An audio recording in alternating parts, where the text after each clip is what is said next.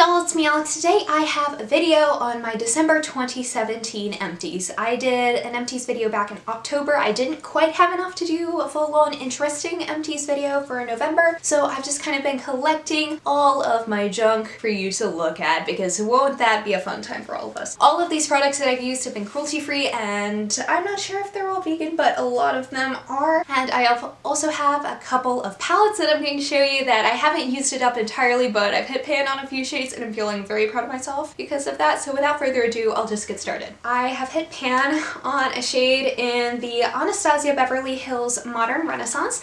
I have hit pan on the shade Tempera, and I know a lot of people have been like really panning this palette because the pans are so small compared to a lot of others, so I don't know how that this is the only shade in this palette that I've really hit pan on, but I love this palette. This is a palette that really got me into warm tone makeup to begin with, and I think it is just so lovely and so wonderful, and I think I'm getting close, at least on like Vermeer and Primavera. I think if I keep using that as like the highlights that I usually do when I use this palette for like an inner corner highlight, then I'll probably be hitting pan on those very soon too. And the other palette that I've hit pan on is like 3 shades in the Kat Von D Shade and Light Contour palette. I have hit pan on 2 of the lighter highlight shades and 1 of the contour shades, so 1 in the middle. I love this palette. Y'all know that I am like obsessed with this palette. This is the contour palette that I use in like literally every single video. I really want to like hit a lot more pan in the middle one and even use up probably the lighter contour shade, which I know I will during the winter, so I don't think that'll be much of an issue. And I think once I do that, I don't know what I'm going to do because I don't really use this end that much,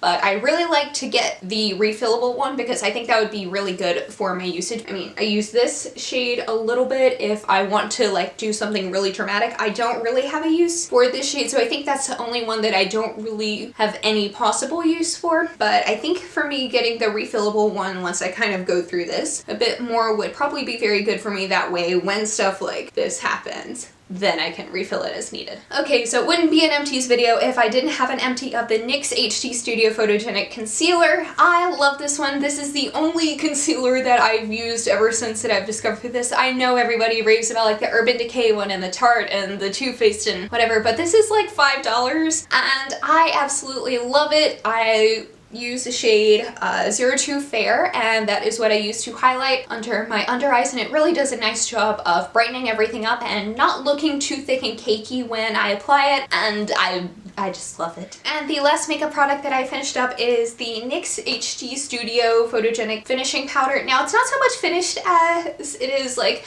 kind of stuck to the bottom of this, but it's done in my book. I'm not picking this one up again, mostly because I have the Kat Von D Lock-It Brightening Powder, which I like a lot more. This one I had a few issues with in that there's a lot of kickback, and oftentimes that would make me sneeze. And I don't really want that out of a powder because the Kat Von D one does not make me sneeze. And this one also feels a lot more synthetic than the Kat Von D powder. That one feels very finely milled and it feels very natural, whereas this one gives you, I don't know, it feels like a silicone-y type finish. Like it definitely like sets everything down, but it doesn't feel entirely right. And I don't know of a better way to describe that, but that's basically why I'm not going to pick up another one of these. And I also finished up my Urban Decay All-Nighter Setting Spray. Obviously this is not the bottle for the All-Nighter Setting Spray, but the little spritzer had like stopped working on the original, so I put it in a cheap little spray bottle from like the dollar store, and it was really good. I have other setting sprays that I'm trying to use up before I decide to get any other sort of setting spray or try anything else out. You know, the all-nighter one is really good. It's a cult favorite for a reason, so if you want to go out and get that, then by all means I recommend it. Like, I don't not recommend it, I just have other stuff that I want to go through before repurchasing this. I have a tiny perfume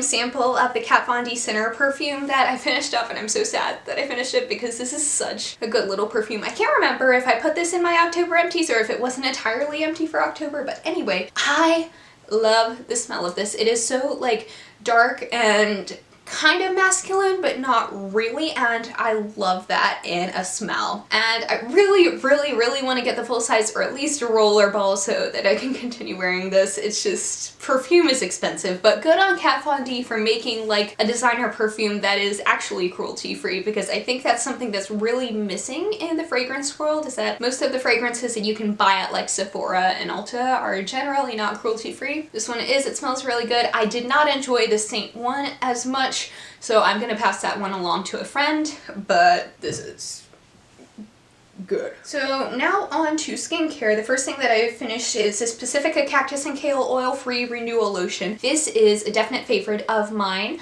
I love this. It is such a good alternative to the Ole Henriksen Sheer Transformation Moisturizer, I believe it is. It's a lot cheaper for one, and this one is like guaranteed vegan too, which is fantastic. I really like this. I want to repurchase it. I'm not sure if it'll do enough for my dry skin right now, so if you know anything by Pacifica that might be a little bit more hydrating but still have like the same effect as this, then I would really appreciate you recommending me something in the description bar below or in the comments.